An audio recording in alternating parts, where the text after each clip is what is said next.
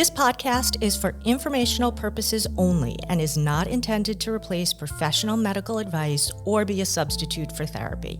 Please contact a mental health professional as needed. If you are in need of urgent or emergency health care, please contact your mental health provider, call 911, or go to your nearest emergency room. The information presented does not reflect the opinions of those with whom we may be affiliated as employees, consultants, or colleagues, past and present. Hello, everyone, and welcome to Slightly Sane. We are your hosts, Christy and Laura, helping you to keep it together each week. Hello, Dr. Laura. Hello, Dr. Christy. So we're here. We Finally, made it. Finally. This is our first episode. So why don't we just start off by giving the audience a little bit of backstory on how we got to here, the process, and whatever else you want to share. Absolutely. But let's just start with like the moment piece, in the moment. How are you feeling? Took a long time to get here. How about you? I am so excited and jacked up and a little bit nervous, and it reminds me of my intro psych classes where they used to talk about finding your optimal level of arousal, where you want to be at a point where you're like geared up to do really well, but not so geared up that you make mistakes. And so before any exam, I used to try to like get myself into that optimal level of arousal, and I feel I hit it right now. Nice. So we're here, we're doing it. Let's talk a little bit about the backstory. First of all, Christy and I only met really a couple of years ago.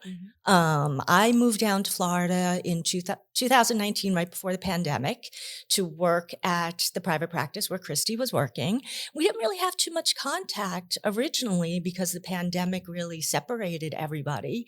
But as we sort of like wound up on the same schedule, I think we kind of realized that we vibed well together and we both had like similar interests and similar senses of humor. And we were really looking for ways to kind of work together in a different way. And I think as things sort of evolved, we got really like creative about some of the projects we wanted to do.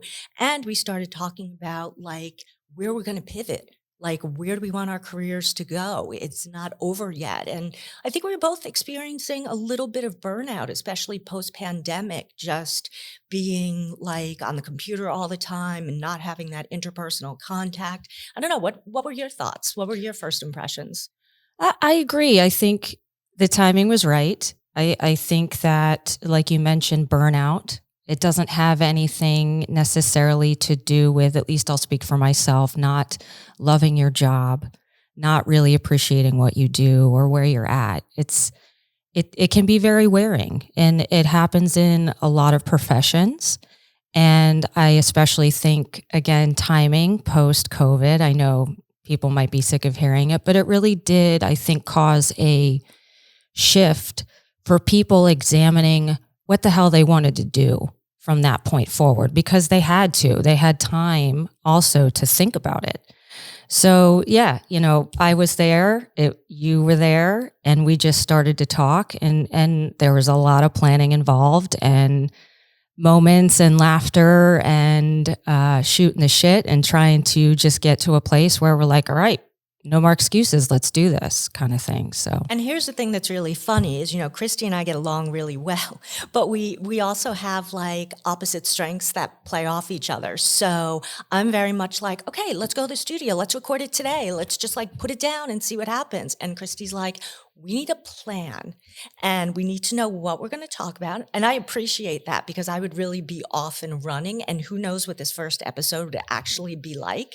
So I appreciate, all of Christy's strengths, but I really do want to talk a little bit about this burnout thing, because whenever I've talked to professionals about it, they have said, well, if you're experiencing burnout as a professional, a doctor, a lawyer, a therapist, it's not ethical for you to be seeing your patients if you're experiencing burnout. And so I want to make that distinction between normal burnout and clinical depression, and they're not the same thing. And I think people have a tendency to confuse them. Yes, you can be depressed when you're experiencing burnout, but that doesn't mean that you're non-functional. Right. Exactly.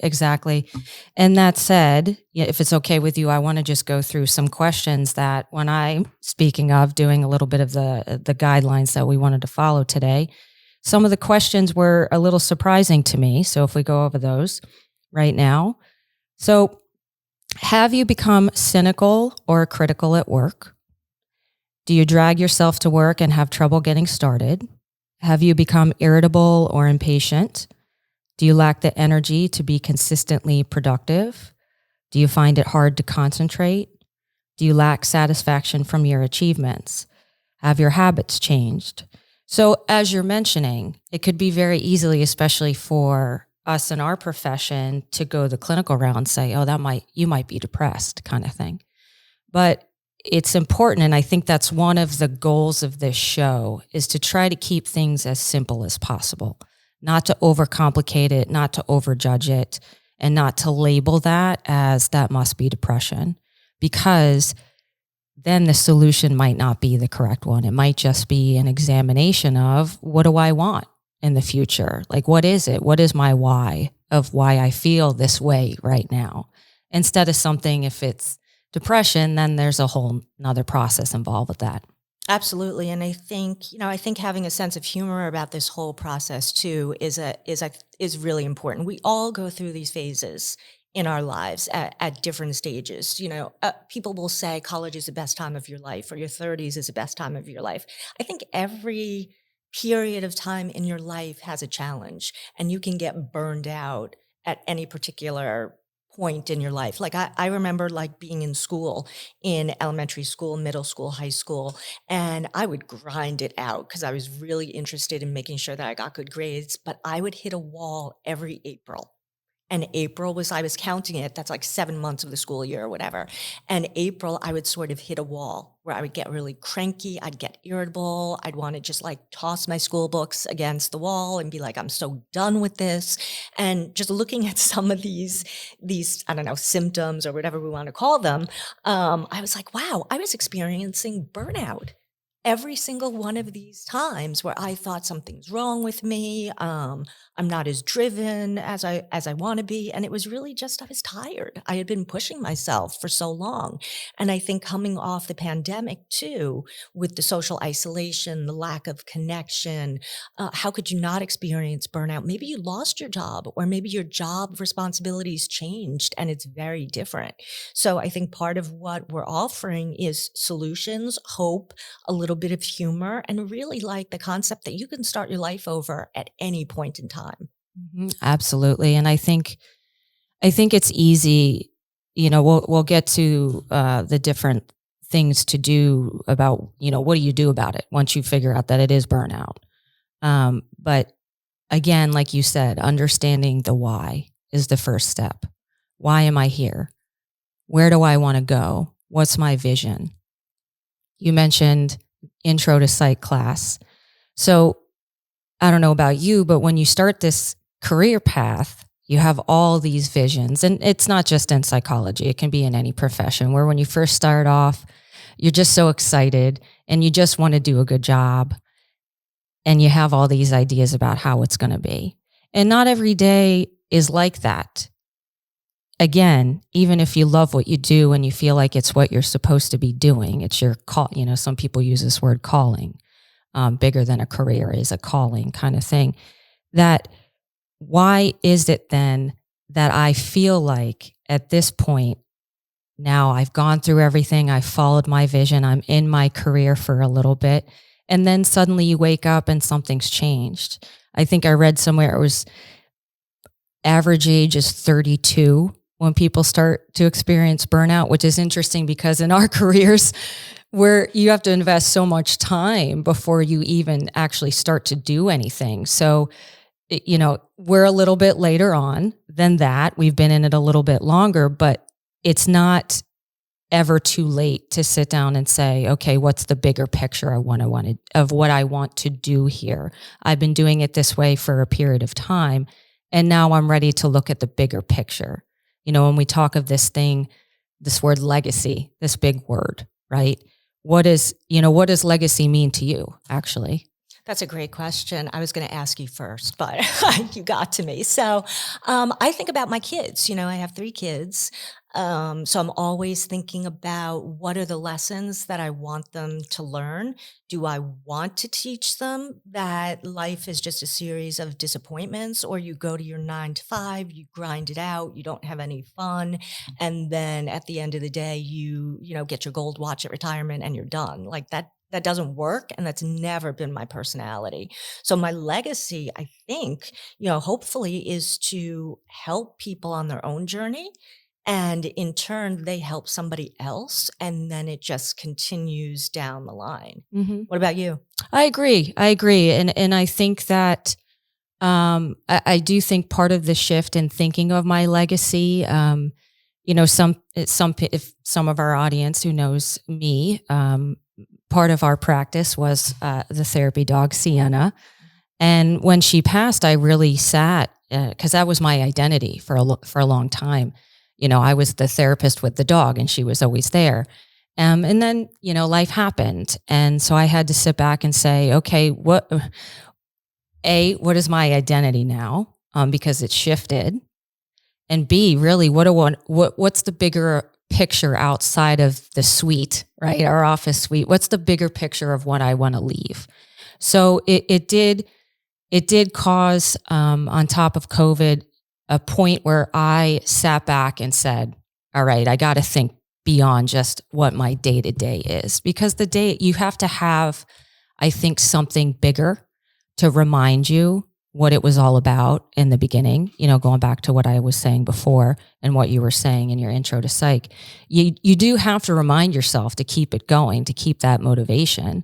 And it doesn't have to be the same path throughout the whole thing. And I think that we have the luxury of being able to tweak it a little bit. And now we're here, trying to expand it to what can we say to help people beyond the office suite that we're sitting in? How could we help them? And how could we reach a bigger audience than the one sitting across from us in our offices every day? And that's a great point, because we went into this field. Most people go into this field because they want to help people. And so when you're doing the one-on-one therapy or even group therapy, you're only limiting yourself to a small number of people. And that's a shame, because a lot of people have a lot of good things to say. And so that's why people write books, or that's why people give presentations. What's going to be coming next, of course, is I'm pushing Dr. Christie to write a book. So we're going to have a book coming, whether she likes it or not. So we're going to do a book, because I think reaching as many people as possible. That's why I went into the field. I mean, originally I was going to go into the field to work with children, and I just changed my role as I went along. But the idea was no one should really have to suffer in silence. And so many people do. And then I think COVID really brought that out, how many people were just alone and isolated in their own house, thinking that the support that they thought they had, they really didn't have. And it made them really rethink their lives. And also the fact that, yes, there were many losses during that time. And so for me, it kind of revisited this idea of we're only here for a short time. So what are we going to do that brings value to other people, but is also fun? Right, right. And I think that part of that conversation is we looked at our skills, or the skills I guess we thought we had, right? I guess we'll see as this podcast continues. But you got mad skills, Christy. Thanks, man. Just know that. Appreciate you. What people can ask themselves if they ever get to a point where we said, okay, where the hell is this going from this point? What kind of skills do you think that you have? What could you bring to it? I know that they use this word, niche, find out where you could go and go for it. Figure out where there is a need and go for it, So people would say, oh, well, podcasts are the thing right now. So hopefully we'll find a way to make ours a little bit different, right? That's our goal, again, to not only keep it simple ways that can keep ourselves as well as other people slightly sane, right? And that did require us figuring out, okay, if we took a look inward, not only for the place that we were at, how could we then take that and relate to maybe what other people not only just our clients, but just people in our lives were going through as we were seeing it. Again, post-COVID, like you said, once we came out of being isolated, taking a step back and saying, okay, what the hell happened to everybody? And how can I keep this now moving forward? Which again was where, we found ourselves having that conversation. But I don't think, luckily you don't have to do anything that's that big. I say this all the time with clients is when we're trying to make a change, we can way overshoot the solution. And then unfortunately what that does is we don't start because we can overwhelm ourselves. We can become anxious or we're like, how the hell am I going to get there in the first place? It's just going to take too long. But little things, right? Just a tweaking, something that you're already doing. Like we said, okay, instead of us trying to catch our sanity for 10 minutes of the day, why can't we just have these conversations and maybe something that we're saying, if we're recording it, can help other people too? And that's where we kind of found ourselves like, okay, let's just tweak it. Let's just tweak it a little bit and then, here we are. I think that speaks to the idea that I talk to patients about all the time, especially when I do speaking, is this idea of the 1% shift. So if you change 1% every day at the end of 100 days, what are you going to have? Mm-hmm. Even if you're not at 100%, you're going to be a lot closer than you were on day one. People are already jumping so far ahead to day 30, day 40, day 50. Focus on just what you can do in this very moment, that 1% that is a little bit different. You're breaking, as Joe Dispenza calls it, Dr. Joe Dispenza, you're breaking the habit of being yourself by just making a 1% shift.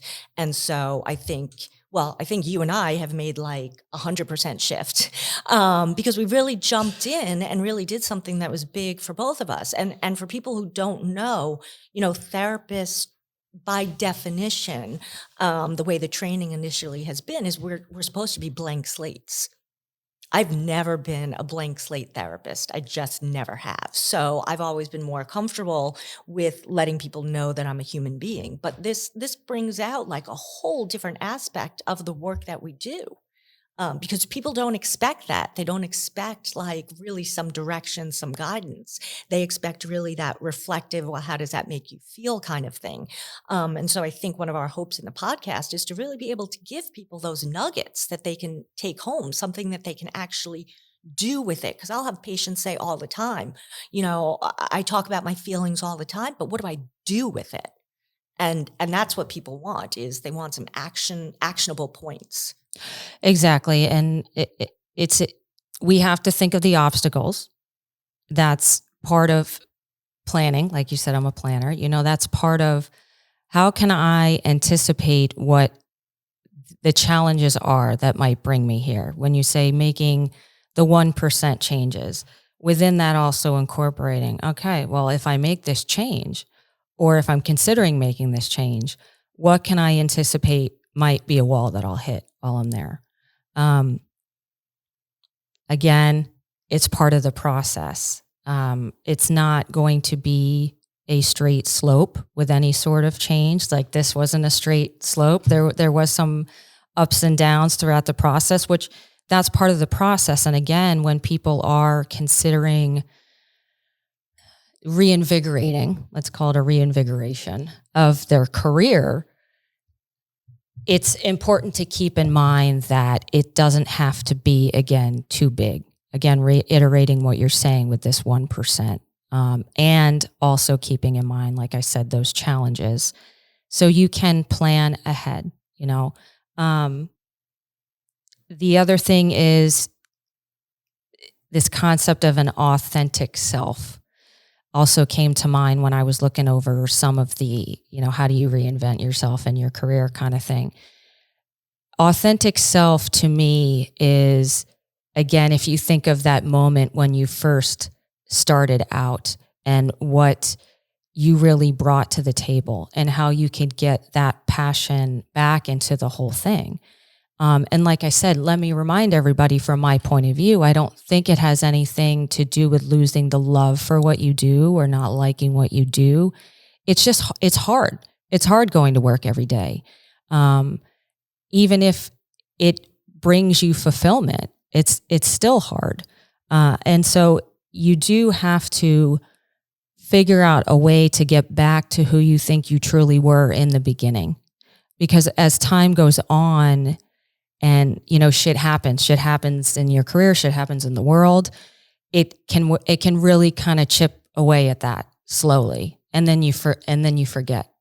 And burnout to me also has to do with, there's things that can be going on, not just professionally.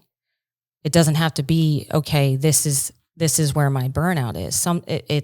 It's kind of like the ocean. What's going on in personal can affect professional, and what's going on in professional can very easily flow into personal. So it is also important to sit back and say, okay, what's going on right now, maybe with my life in general? Am I okay with where this is going? Do I feel like I'm in a good place? And it's always, we go through, what is it, every 10 years that we're supposed to go through kind of our own personal rebranding, if we want to call it that, where we sit back and say, okay, what's the bigger picture of where this is going? So I do, want to encourage the audience to not think that what we're saying is it's a time to completely make some changes.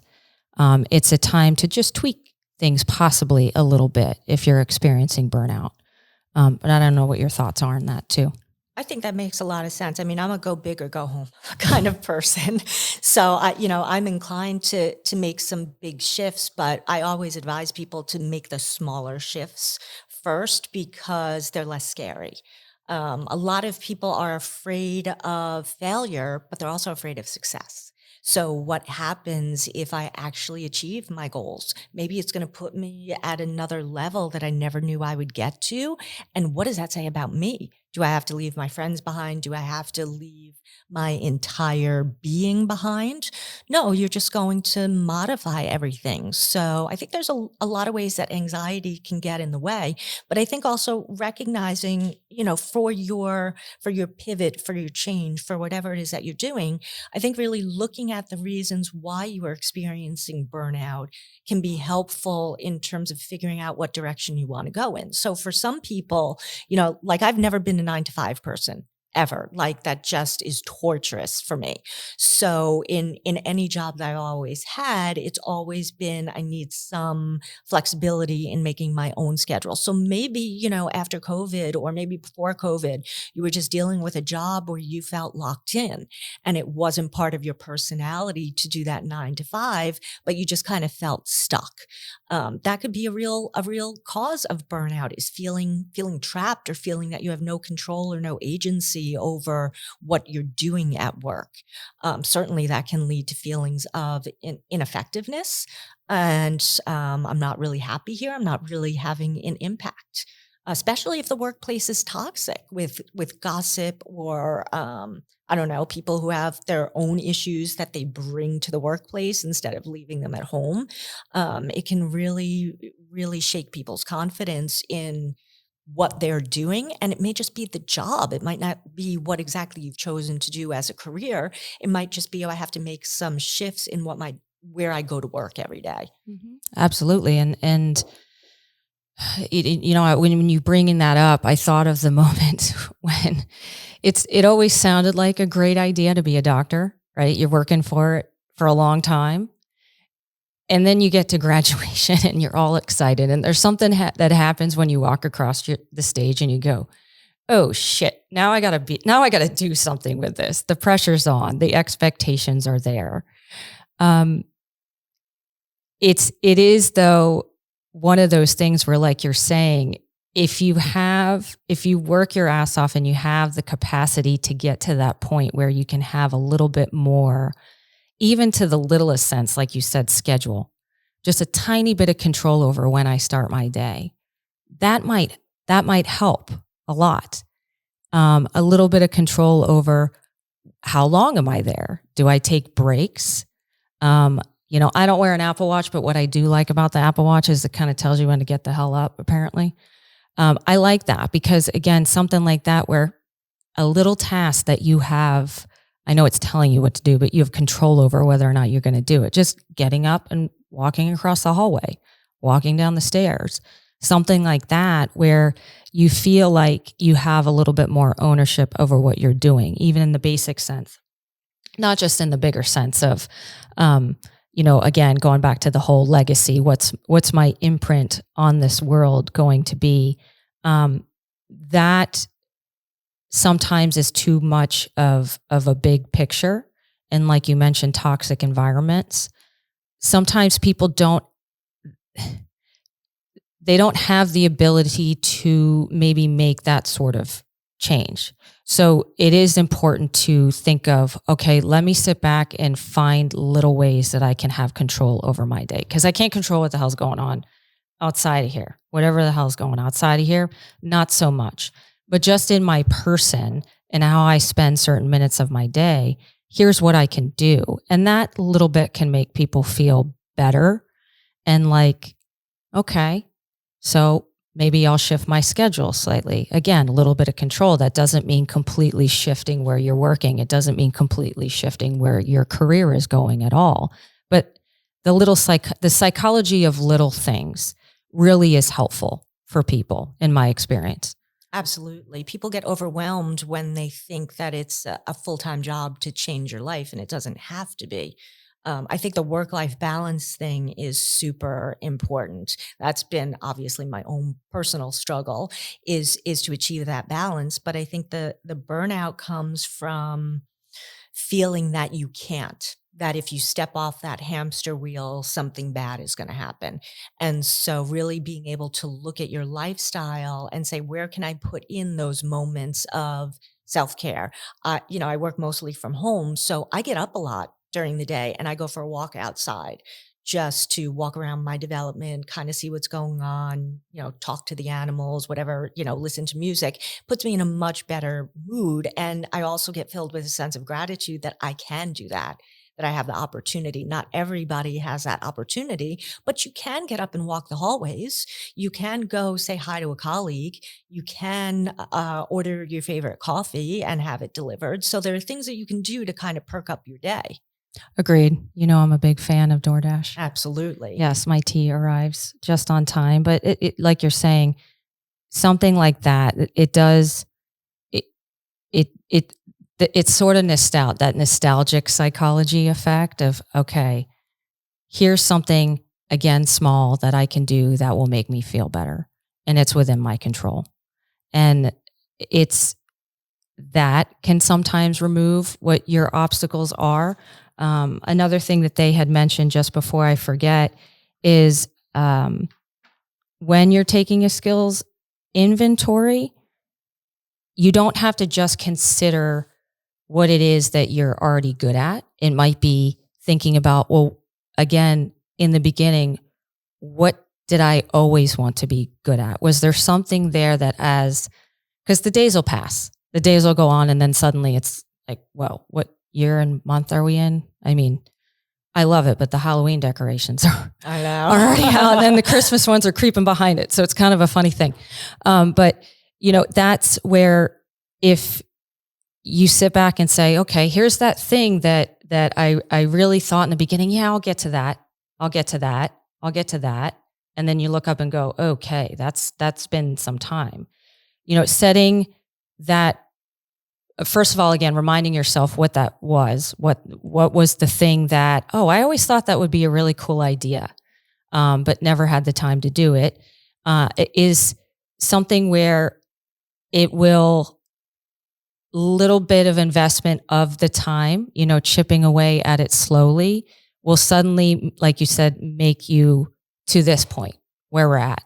Like we chipped away at this slowly. For months, I would say. Yeah. Yeah, it was a bit. And we took our time with it because we wanted to do it right. I think it's another thing I wanted to remind the audience of. This is a process. At least my expectations are, this is not the best show we're going to do. This is the start. of some shows and we'll build from there. So again, managing expectations. Once a person figures out, oh, this is the path I want to go to get a little bit of that oomph back in my day to day, to just be patient with yourself, that it is a learning curve. We do make mistakes along the way, and that's okay. You know, even myself as a perfectionist, I can even say it's hard.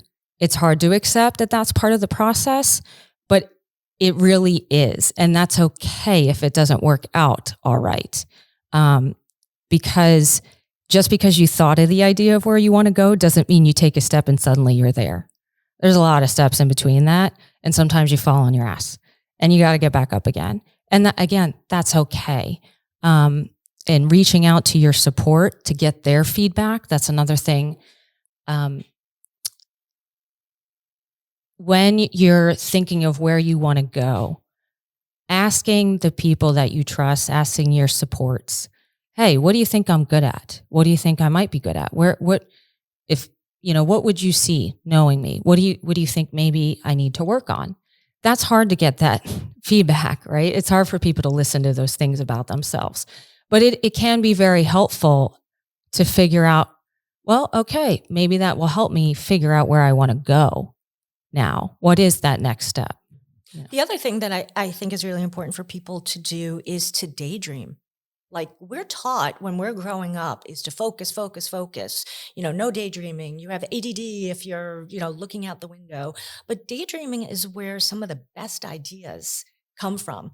And I mean, in all honesty, we had a lot of fun as we were developing this podcast, just going off on tangents about all of our dreams. And, Christy has done an amazing job with the logo and things like that. And just daydreaming about the merch we're going to have like that. Thousands of conversations that must have been just about that. And then realizing that we both listened to the same Eminem song on the way over here because we're both fans and just we use the same thing to hype ourselves up, but we're also using all of those, our imagination skills, because those will help get you where you want to be. It's one thing to be focused, but if you don't have vision is number one. You have to have your why, of course, but you also have to have vision. Where do you want to go? Mm-hmm. If you don't know where you're going, at least some idea of where you're going, then how are you going to know how to get there? Agreed. And like you're saying, having your supports is a big part of the process too. So we're lucky enough to be on this journey together. Some people are not. Support doesn't have to necessarily be right in front of your face, like we're sitting in front of each other, working ourselves through this whole thing today. But it can be all around you, little things that help you get through that day. It doesn't just have to be a person going through the process with you. Exactly. So is there anything else you wanted to add before we wrap up our first show? You'll find out pretty quickly who's on your team and who's not on your team when you start an undertaking like this. You'll see who are the people who are really supportive of you and the people who may be jealous or the ones who want to hold you back for whatever their reasons happen to be. So be aware of that too. Agreed. Good point. So here we go. So we're going to be wrapping up our very first show. It has been a thrill, but I think we do want to let people know that we have an active email address. Thank you, Dr. Christy. Mm-hmm. It is slightlysanepodcast@gmail.com, and we would love to hear your feedback, any questions that you may have, either about starting your own podcast or just questions for the docs in general, and we'll make sure that we address them on a future show. So do we have like one take-home point, some assignment for people to do this week? Because I have some ideas. Do you have any? I was just going to add, be patient with yourself. It is a process, and that's okay. And if you flop it a little bit when you start off, that's fine. That doesn't mean that you should just throw in the towel and go another direction. Oh gosh, no. Keep on going. Take your idea and run with it. And see what happens. Really look at, okay, if I were to wake up tomorrow and this was my ideal day, what exactly would it look like? That's a great starting place because it gives you some ideas of what are the things you don't have in your life that you want. Agreed. Well, thank you, everybody. We really hope that you continue to tune in and watch us go through our process. Have a great day.